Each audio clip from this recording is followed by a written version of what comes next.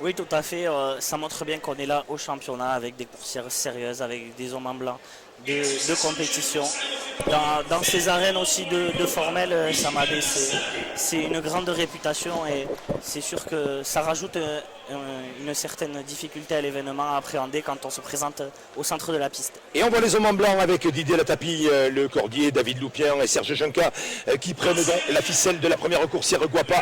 Alors rappelons quand même, Maxime, le point de règlement, il y aura donc 4 écarts dans l'éliminatoire à chaque écarteur. Attention, les 4 écarts vont compter, seront comptabilisés par le jury, c'est dire qu'il n'y a pas de droit à l'erreur. Il faut vraiment être performant au top sur 4 écarts, c'est là où c'est quand même un petit peu difficile. Hein. Ah, mais c'est sûr, ça va être là la grande difficulté. Il va falloir réussir à trouver le juste milieu, attaquer quand il faut attaquer, rester à l'extérieur, tenter en dedans.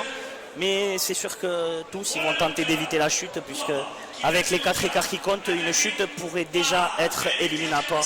Et c'est là toute la difficulté de cet éliminatoire du championnat des jeunes. Et il avance maintenant pour débuter. Baptiste Guillet, l'écarteur de Estibo. Il va avoir la lourde charge de débuter. Il se présente au centre de la piste pour ce premier départ. Première année d'école taurine, âgé de 22 ans, tout jeune écarteur. Le Benjamin de la famille Guillet, le frère de Julien. Voilà, une première feinte pour voir le galop de la coursière. C'est vrai qu'il ne la connaît pas. Il commence à se mettre dans son championnat et maintenant, il va sans doute attaquer sur le grand saut, qui est une de ses grandes spécialités.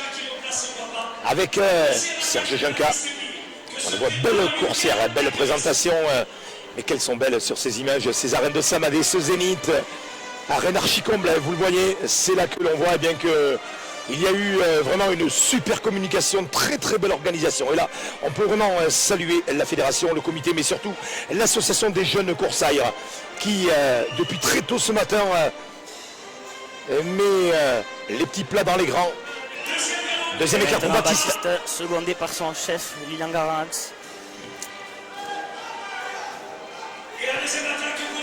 Sur le grand saut, il est un peu pris de vitesse, mais il réussit quand même un passage. Surpris là par le galop de la coursière Guapa, qui va être replacé par David Loupien.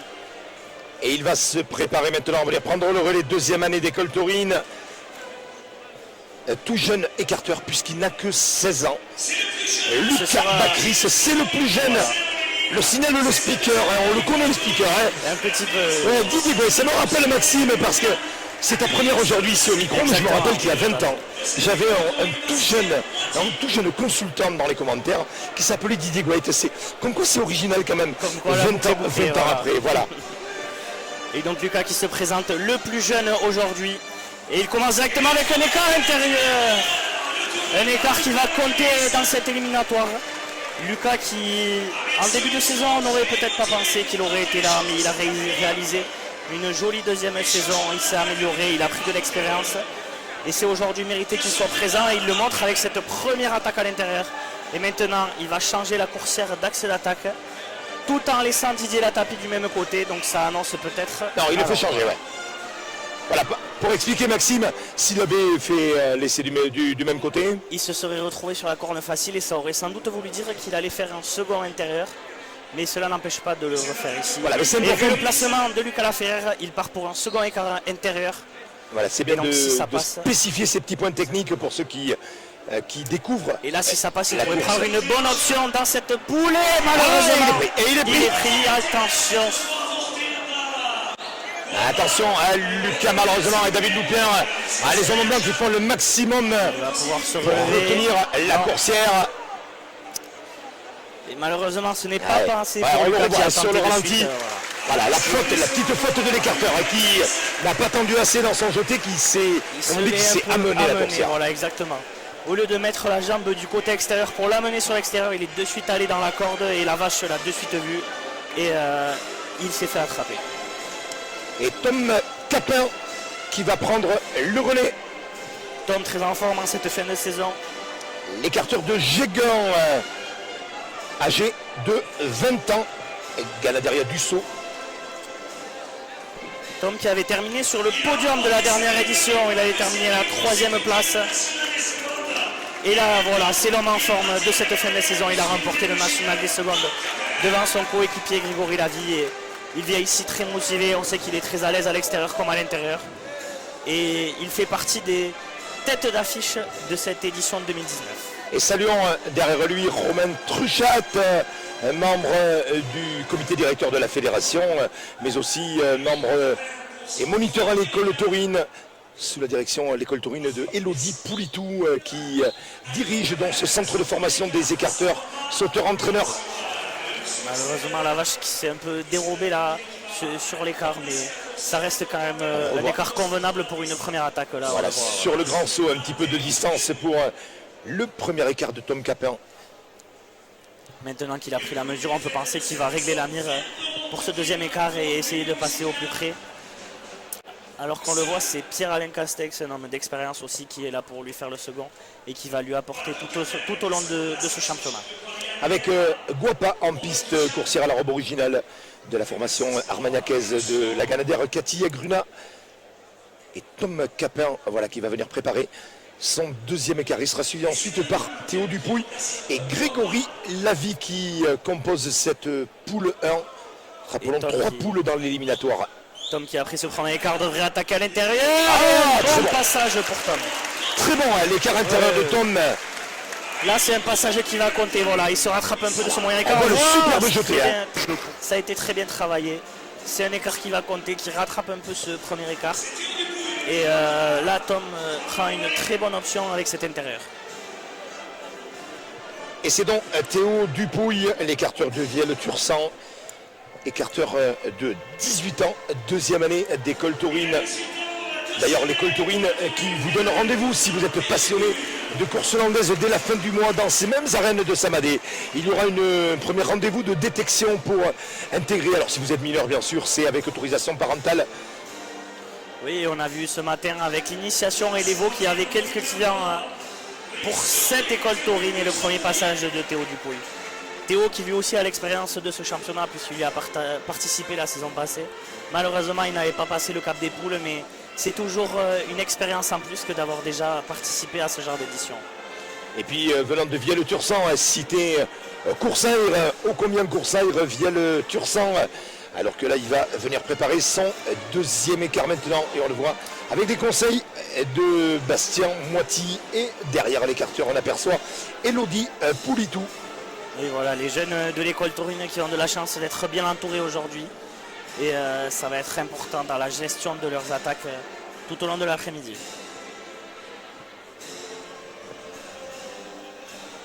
Allez, ce sera son deuxième écart, Théo Dupouille, et c'est ensuite Grégory Lavie qui viendra effectuer ces deux écarts. Il est parti pour le grand saut. Le deuxième meilleur un petit peu. Le deuxième écart, dessiné par Théo Dupouille. Chose importante aussi, Maxime, pour ces jeunes, c'est qu'on a pu apercevoir quand même dans la contre-piste, c'est la présence de très nombreux acteurs de formel, dont le champion de France Gauthier Labéry, qui, pour la petite histoire, n'a jamais été titré comme beaucoup de très grands champions. Loïc Lapouche n'a jamais gagné ce titre. Mathieu Nogues n'a jamais gagné ce titre. Didier Gouet n'a jamais gagné ce titre. C'est dire qu'après, même si ça peut être un tremplin, mais c'est pas une fin en soi, on peut quand même faire des belles carrières derrière. Bien évidemment, c'est sûr, après le championnat, ça reste une course d'un jour.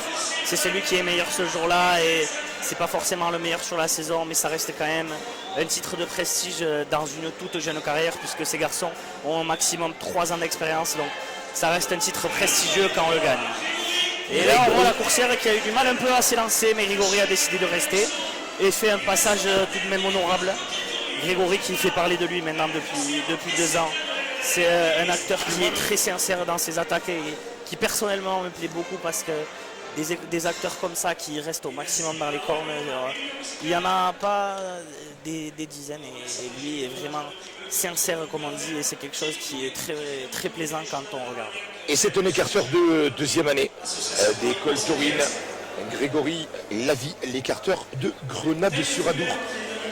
Et c'est lui qui va apporter la conclusion maintenant avec le dernier écart devant la coursière Guapa qui mettra un terme à cette poule 1 avant ensuite de basculer sur la poule 2 qui viendra défier Peseta.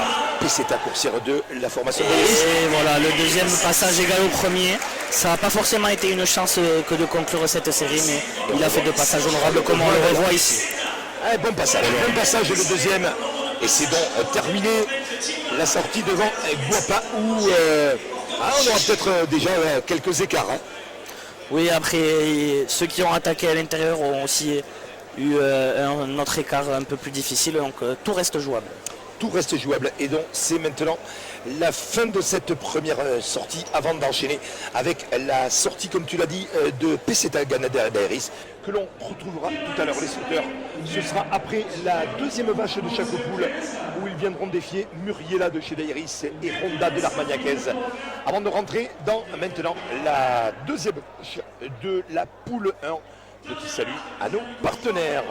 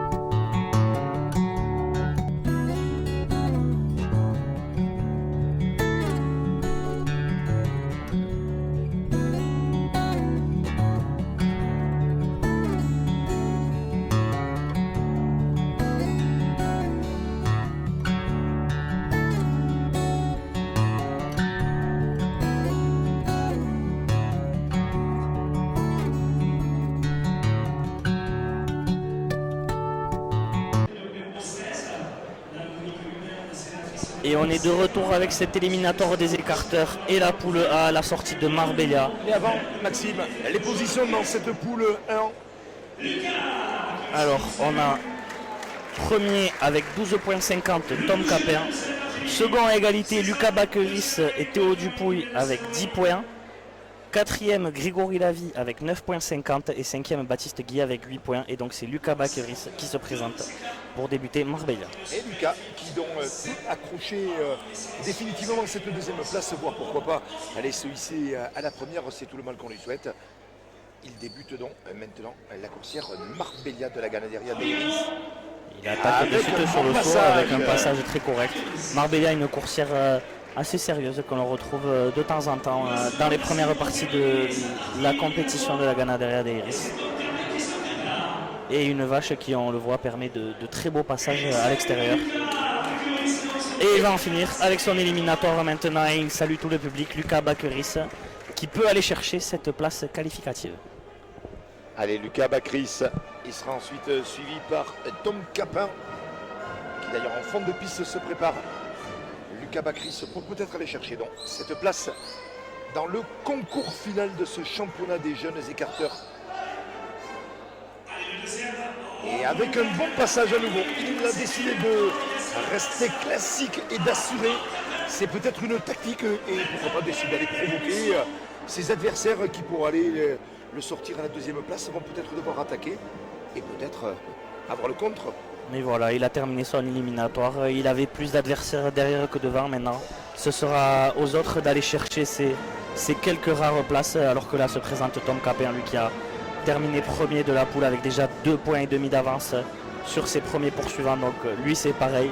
S'il reste régulier à l'extérieur, il pourra très certainement aller chercher sa qualification. Et Tom Capin, rattaché à la formation du saut, il a 20 ans, l'écarteur de Géguin.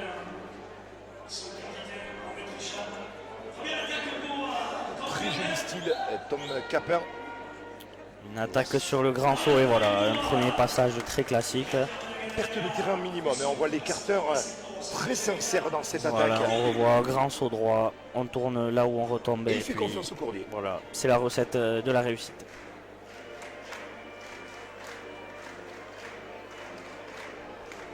Et l'ambiance musicale, l'union musicale et la batterie fanfare de Samadé sous la direction d'Aurélien Darietor. Musique toujours exceptionnelle dans ces arènes ici à Samadé. Rappelons que l'on vit le championnat des jeunes écarteurs et jeunes sauteurs avec une arène archi comble Ça faisait longtemps, je crois, qu'on n'avait pas vu quand même une aussi grosse affluence pour un championnat des jeunes écarteurs. Oui, tout à fait. C'est vrai que voilà, les deux dernières éditions ont affiché quand même une très belle affluence, presque un plein. Mais voilà, là, c'est les arènes de Samadé. C'était Gamard et Estar l'an dernier. Tout à fait. Là, c'est quand même une grosse catégorie d'arènes. Et puis, Aurélien Dariotor à la direction de la musique. À nouveau, comme je l'ai dit à l'introduction, un jeune.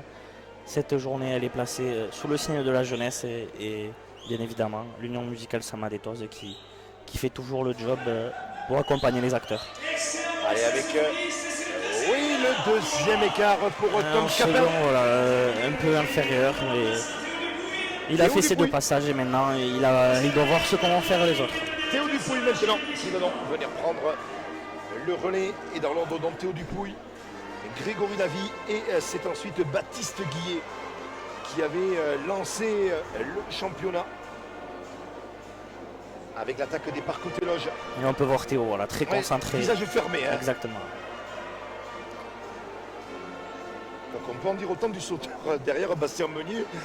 Tout à fait, voilà, ils sont tous très concentrés sur l'événement. Ils étaient ce matin au ouais. tirage au sort, mais là quand même les visages se sont fermés. C'est sûr qu'en seconde, voilà, on n'a pas souvent l'occasion d'avoir ces confrontations individuelles, même collectives. Et donc dès qu'il y a voilà, un très bon passage. Très sincère. Hein. Et dès qu'il y a voilà, une compétition, qu'elle soit individuelle ou collective, de suite ça apporte une motivation supplémentaire et donc une concentration supplémentaire pour réussir et être à la hauteur de cet événement.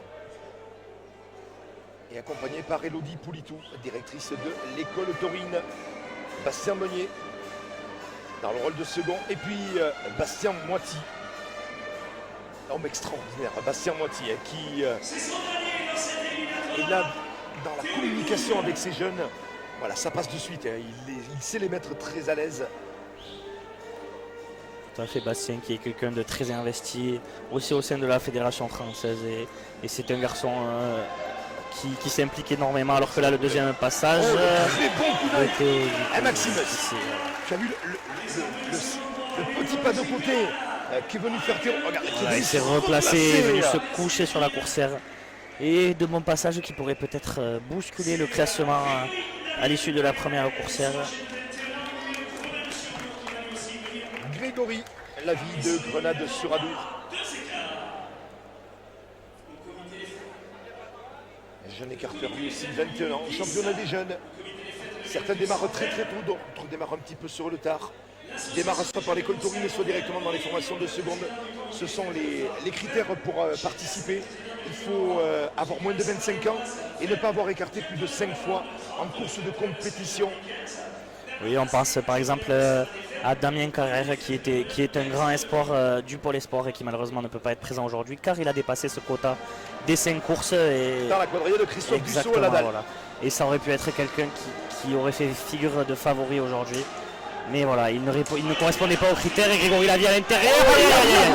Malheureusement là, il subit un très gros contre pris en plein.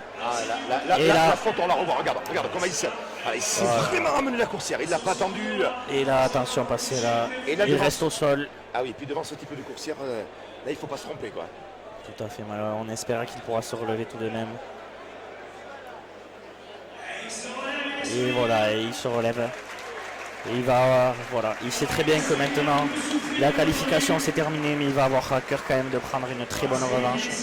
Parce qu'un acteur ne reste jamais sur un échec. Ouais. Voilà, à nouveau, voilà, c'est tout frotté. Il avait déjà tourné avant même que la match soit arrivée. Manque peut-être un petit peu d'attente, tout à fait. C'est un jeune, il a besoin d'apprendre. Mais voilà, on le voit, il a le sourire.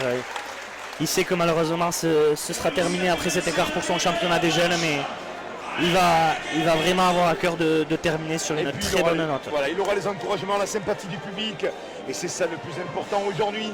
Quoi qu'il arrive, hein, le champion sera aujourd'hui honoré, mais je crois que tous les garçons aujourd'hui auront beaucoup de respect pour ceux qui iront en finale et qui enlèveront ce titre, parce que c'est avant tout une bande de copains. Voilà, Grégory, voilà, un bon dernier passage.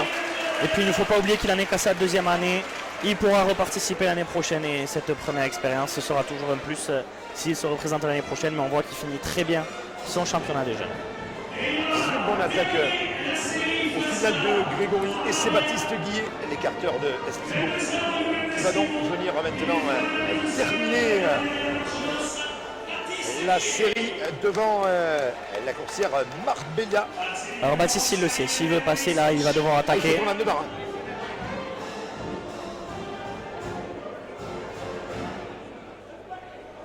On voit une attaque courte et ce sera certainement sur ce premier passage qu'il va tenter cet écart intérieur. Il n'a pas le choix s'il veut passer. Il va falloir aller côté corde.